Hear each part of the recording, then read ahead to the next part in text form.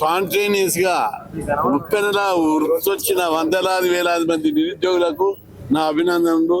ప్రభుత్వము రేవంత్ రెడ్డి ఎన్నికల ముందు ఏం చెప్పిండు? ఎన్నికల ముందు మేము అధికారంలోకి వచ్చిన ఒక 15 రోజుల్లో 2 లక్షల ఉద్యోగాల భర్తీకి నోటిఫికేషన్ వేస్తామన్నాడు. ఇప్పుడు అధికారంలోకి వచ్చి 32 నెలలు గడుస్తుంది. ఒక్క నోటిఫికేషన్ వేసావా? ఎస్ఐ పోలీస్ కానిస్టేబుల్ ఉద్యోగాలు 18,000కు పైగా ఉన్నాయని పోలీస్ డిపార్ట్మెంట్ వాళ్ళే అంటున్నారు. మా లెక్కలు కావు, మీ లెక్కలు. కానీ నువ్వు మొన్నేం వేసినావు? మొదట 5 అన్నావు. తర్వాత పిల్లలందరూ గొడవ చేయందరి నిరుద్యోగులు గొడవ చేస్తే 2,000 ఇస్తున్నావు. ఇప్పటికైనా నేను హెచ్చరిస్తున్నా, 18,000కు 18,000 వేసి ఇజ్జత్ కాపాడుకో. లేకపోతే వీళ్ళు ఆల్రెడీ ఎక్సర్సైజ్ చేసిర్రు, రన్నింగ్ చేసిర్రు, యంగ్ ఉన్నారు వీళ్ళు, నేను వెంటాడి ఓడిస్తారని చెప్పి వాళ్ళ ఎనర్జీని నువ్వు తట్టుకోవు. వాళ్ళు ఎస్ఐకి కానిస్టేబుల్కు రన్నింగ్ చేసినప్పుడు వాళ్ళ ఉద్యమాలకు నువ్వు ఏడే తట్టుకుంటావని నువ్వు అనుకుంటున్నావు. నేను కూడా స్పోర్ట్స్ మ్యాన్ అని బిరా నడుస్తున్నావు, కానీ వాళ్ళతో తట్టుకోవు. వెంటనే 18,000కు పెంచి ఈ police notification, SI police notification revise చేయాలని చెప్పి ప్రభుత్వాన్ని జీవన్ రివైజ్ చేయాలని డిమాండ్ చేస్తున్నా. ముఖ్యమంత్రి ఎన్నికలకు ముందు 2 లక్షల ఉద్యోగాలు అన్నాడు. నిరుద్యోగులంతా ఈయన వస్తే ఈయన మాటలు నమ్మి మాకు ఉద్యోగం వస్తుందని కొందరు పెళ్లిళ్ళు కూడా మాట్లాడుకున్నారు. పెళ్లిళ్ళు మాట్లాడుకొని ఇంతవరకు పెళ్లిళ్ళు చేసుకున్నాయి. అదేవిధంగా అనేక మంది కోచింగ్లు తీసుకున్నారు. అనేక మంది కష్టాలు పడి అప్పులు చేసి నిన్ను గెలిపించడానికి, కేసీఆర్ ఉద్యోగాలు ఇస్తలేదని ఓడించడానికి కాళ్ళు తీసుకొని బండ్లెక్కి పల్లె ఇల్లు తిరిగి ఆయన ఓడించి నిన్ను గెలిపించారు.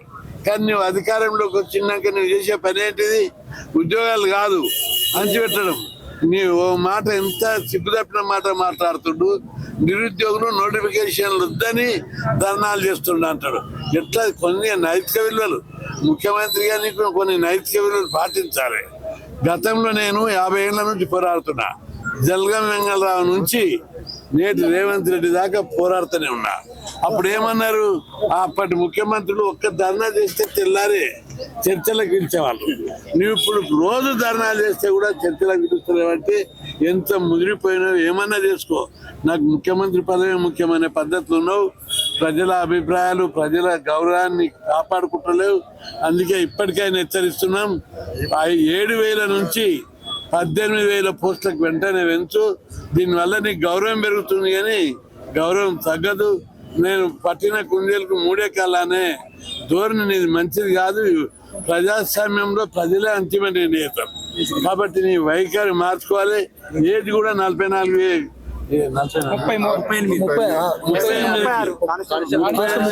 కానిస్టేబుల్ పెంచాలని డిమాండ్ చేస్తున్నా. లాంగ్ జంప్, రన్నింగ్ లోపల కూడా నిరుద్యోగులు కోరినట్టు ఆ డిమాండ్ కూడా ఒప్పుకోవాలి. జియో 46 రద్దు చేయాలని చెప్పి డిమాండ్ చేస్తున్నా. ఇంకా 2వ డిమాండ్కి వచ్చినట్టయితే డిఎస్సి. రాష్ట్ర ప్రభుత్వంలో టీచర్ పోస్టు దాదాపు 34,000 ఖాళీలు ఉన్నాయి. మీకు లెక్క తెలియకపోతే నేను చెప్తా. రిటైర్మెంట్ వల్ల పోస్ట్, రకరకాల కొత్త స్కూళ్ళ వల్ల పోస్టులు వచ్చాయి. పంచాయతీ రాజ్ లోపల 14,311 పోస్టులు ఉన్నాయని ప్రభుత్వ లెక్కలే మొన్న అనౌన్స్ చేశారు. ఇక గురుకుల పాఠశాలల్లో 10,000 పోస్టులు ఖాళీ ఉన్నాయి. మా ఎయిడెడ్ స్కూళ్ళలో 6,000 పోస్టులు ఖాళీ ఉన్నాయి. మోడల్ స్కూళ్ళలో, ఆదర్శ పాఠశాలలో 2,500 ఉన్నాయి. కస్తూర్బా స్కూళ్ళలో 1,500 ఉన్నాయి. మొత్తం 34,000 టీచర్ పోస్టులు ఖాళీ ఉన్నాయి. బీఈడి, డిఈడి చేసి చెట్టు పాస్ అయ్యి రోడ్ల మీద తిరుగుతూ శక్తియుక్తులన్నీ వృధా అవుతున్నారు. మీరు గెస్ట్ టీచర్ అని, అవర్లీ బేస్డ్ టీచర్ అని, వాలంటీర్లు అని విద్యా వ్యవస్థను భ్రష్టు పట్టిస్తున్నారు. ఒకవైపు ఇంటిగ్రేటెడ్ స్కూల్ పెడతా అనుకుంటేనే ఇంకొక వైపు ఉన్న స్కూళ్ళల్లో టీచర్లు లేకుండా దెబ్బతిస్తున్నారు. కాబట్టి స్కూల్ టీచర్ పోస్ట్ వెంటనే భర్తీ చేయాలని చెప్పి డిమాండ్ చేస్తున్నా. అదేవిధంగా 10 జిల్లాలను 33 జిల్లాలు చేశారు. 23 జిల్లాలు కొత్త వచ్చాయి. 23 జిల్లాల్లో 40 శాఖలు ఉంటాయి. ఈ 40 శాఖలో గ్రూప్ 1, గ్రూప్ 2, గ్రూప్ 3 పోస్టులు చాలా వేకెన్సీలు ఉంటాయి. అంతేకాదు 23 జిల్లాలు, 125 మండలాలు, 76 మున్సిపాలిటీలు, 76 7 పోలీస్ కమిషనర్లు, 7 మున్సిపల్ కమిషనర్లు, 25 ఆర్డీఓ ఆఫీసులు, ఇట్లా పెద్ద ఎత్తున 4,000కు పైగా గ్రామ పంచాయతీ ఆఫీసులు ఇట్లా పెద్ద ఎత్తున పోస్టులు క్రియేట్ అయినాయి. కాబట్టి ఆ పోస్టులకు అదనపు పోస్టులు ఆఫీసులకు అదనపు పోస్టులు క్రియేట్ చేయలేదు. కాబట్టి అదనపు పోస్టులు క్రియేట్ చేసి గ్రూప్ 1, గ్రూప్ 2, గ్రూప్ 3, గ్రూప్ 4 ప్రభుత్వం అంటుంది ఉన్నాయని భర్తీ చేస్తారు. ఉన్నాయని భర్తీ చేస్తే అవుట్ సోర్సింగ్ లో 4,90,000 మంది ఎన్నుకున్నారు అవుట్ సోర్సింగ్ లో. కాబట్టి 4 లక్షలకు పైగా ఉద్యోగాలు ఖాళీలు అయితే 2 లక్షలన్నా భర్తీ చేయమని నీ ఎన్నికల వాగ్దానం ప్రకారం 2 లక్షలు భర్తీ చేయి. లేకపోతే మాత్రం నిరుద్యోగులు నిన్ను వదిలిపెట్టారు. మాజీ నీకు కూడా గెస్ట్ హౌస్ కట్టించి అక్కడ కూర్చుని పెడతారని చెప్పి ముఖ్యమంత్రి హెచ్చరిస్తారు.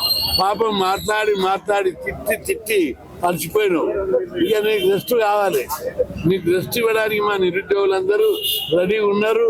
నువ్వు రెస్ట్ తీసుకుంటావా, మా నిరుద్యోగులకు ఉద్యోగాలు ఇస్తావా చేర్చుకోమని చెప్పి ముఖ్యమంత్రిని హెచ్చరిస్తారు. నిరుద్యోగ జేఏసీ చైర్మన్ ఈరోజు జాతీయ బీసీ సంక్షేమ సంఘం అధ్యక్షులు రాజ్యసభ సభ్యులు ఆర్ కృష్ణ గారి ఆదేశాల మేరకు దిల్సుఖ్నగర్లో నిరుద్యోగుల పక్షాన మరి నిలబడి కానిస్టేబుల్ 20,000 పోస్టులు భర్తీ చేయాలని చెప్పి ప్రధానమైనటువంటి డిమాండ్. రెండవది డిఎస్సి మెగా డిఎస్సి 30,000 భర్తీ చేయాలనేది రెండవది డిమాండ్.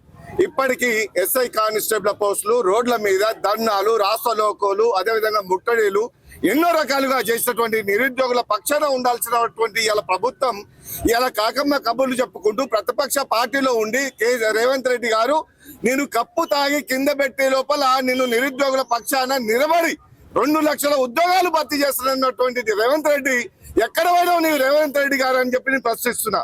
ఇలా రాష్ట్ర ప్రభుత్వ అధికారులకు కానీ రేవంత్ రెడ్డి గారి సిగ్గుసరం ఉంటే కనుక రాష్ట్రంలో ఉన్నటువంటి వివిధ శాఖలలో 20,000 పోస్టులు భర్తీ చేయాలి.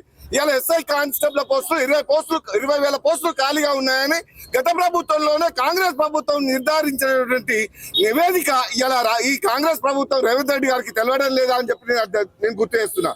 అదేవిధంగా మెగా డిఎస్సిఎస్ అని చెప్పి 36,000 పోస్టులు ఉన్నాయని చెప్పినటువంటి కేసీఆర్ గారి ఆధ్వర్యంలో రేవంత్ రెడ్డి గారు చెప్పినటువంటి మాటలు ఇవాళ డిఎస్సిని ఎక్కడ ఏ మూలకు పెట్టినావు, ఏ గంప కింద గంపి పెట్టినావు అని చెప్పి ప్రశ్నిస్తున్నా.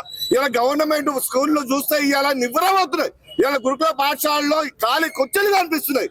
ఇలా పాఠాలు చెప్పే టీచర్లు గతి లేరు, బెల్లు కొట్టే అటెండర్లు లేరు, ఇలా కంప్యూటర్ ఆపరేటర్లు లేరు. అదేవిధంగా వివిధ శాఖలలో దాదాపుగా ఇలా పంచాయతీ సెక్రటరీ కానీ రెవెన్యూ డిపార్ట్మెంట్ లో కానీ ఎన్ని శాఖలు లెక్క పెట్టినా 33 జిల్లాలు ఏర్పాటు చేస్తావు. ఖాళీ కుర్చీలు కనిపిస్తున్నాయి తప్ప ఇలా నోటిఫికేషన్లు విడుదల చేసినటువంటి దాఖలు లేవు. టిఆర్ఎస్ ప్రభుత్వం వేసినటువంటి నోటిఫికేషన్లు ఇలా కాంగ్రెస్ ప్రభుత్వం సర్టిఫికెట్లు ఇచ్చి ఎవరికో పెట్టిన బిడ్డను నా బిడ్డ అని చెప్పుకున్నటువంటి ప్రభుత్వం ఇది కాంగ్రెస్ ప్రభుత్వం. నిజంగా కూడా వాస్తవాలను గ్రహిస్తే ముఖ్యమంత్రి ఇంకే నెల 15 రోజులు ఉంటావేమో బిడ్డ నీవు ఉన్నటువంటి ఆయంలోనే ఇలా నీకు మంచి పేరు రావాలంటే ఇదే నిరుద్యోగులు ఇలా టిఆర్ఎస్ ప్రభుత్వాన్ని బొందబెట్టి ఇలా నిన్ను ముఖ్యమంత్రిని చేశాం.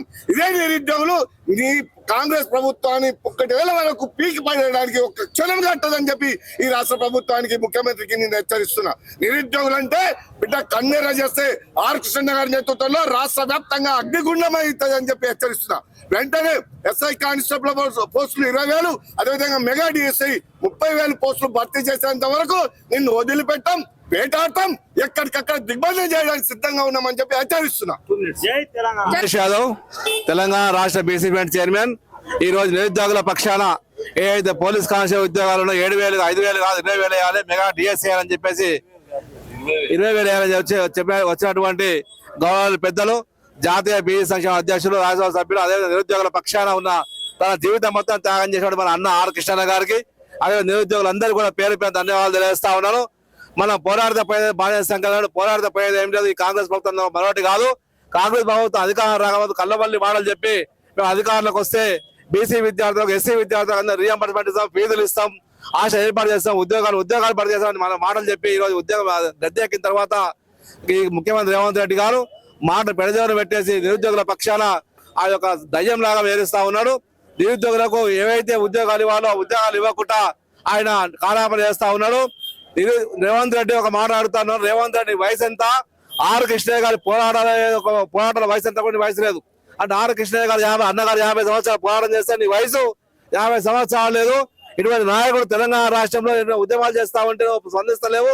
ఏమైనా కేవలం దురహంకారంతో కుల అహంకారంతో నన్ను ఏం చేస్తాను అనుకుంటున్నావు బిడ్డ? ఏం కాదు, నీకు అందరు తెలుసు ప్రజాస్వామ్య వ్యవస్థలను ముఖ్యమంత్రి వాస్తవాన్ని కొడతారు. కానీ నాడు కొడంగల్ రాష్ట్రం కొడంగల్ కాన్స్టిట్యూన్సీ లోపల మా యొక్క ఈ అందరి జనమే నిరుద్యోగులు విద్యార్థులు అదేవిధంగా అన్ని బీసీ కులాలు ఎస్సీ కులాలు ఎస్టీ కులాలు లైన్ కట్టి ఓటేస్తే ఎమ్మెల్యే డాక్టర్ బాబాసాహెబ్ అంబేద్కర్ రాజ్యాంగ ప్రకారం ముఖ్యమంత్రి వాస్తవాన్ని గుర్తారు. కానీ ఇది రాజ్యాంగ వ్యవస్థ, ఇది మన ప్రజాస్వామ్యం, ఇది రాజరిక వ్యవస్థ కాదు. నువ్వేమన్నా బహుబలిసి వల్లగా బహుబలిసి కత్తుల కాడలో యుద్ధం చేసావా? ఏమన్నా యుద్ధం చేసినావా? కత్తుల కాడ పట్టుకొని చేస్తున్నావా? కేవలం ప్రజాస్వామ్యంలో ఓట్లు వేస్తే నువ్వు ఎమ్మెల్యే ముఖ్యమంత్రి వాస్తవాన్ని కొడతారు. కానీ ప్రజాస్వామ్యం వండుకుంటూ ప్రజాస్వామ్య రీతిని కారాస్తా ఉన్నావు. వెంటనే నిరుద్యోగుల పక్షాన నిరుద్యోగులకు 20,000 పోలీస్ కానిస్టేబుల్ ఉద్యోగాలు జారీ చేయాలి. అదేవిధంగా మెగా డిఎస్ చేయాలి. అదే విధంగా ఈ బలహీన వర్గాల విద్యార్థులకు చదువుకోవడానికి అవకాశం కల్పించడం కోసం అన్ని విధాల సంక్షేమ పథకాలు ఏర్పాటు చేయాలని మీ మీడియా ద్వారా ప్రభుత్వాన్ని డిమాండ్ చేస్తా ఉన్నాను.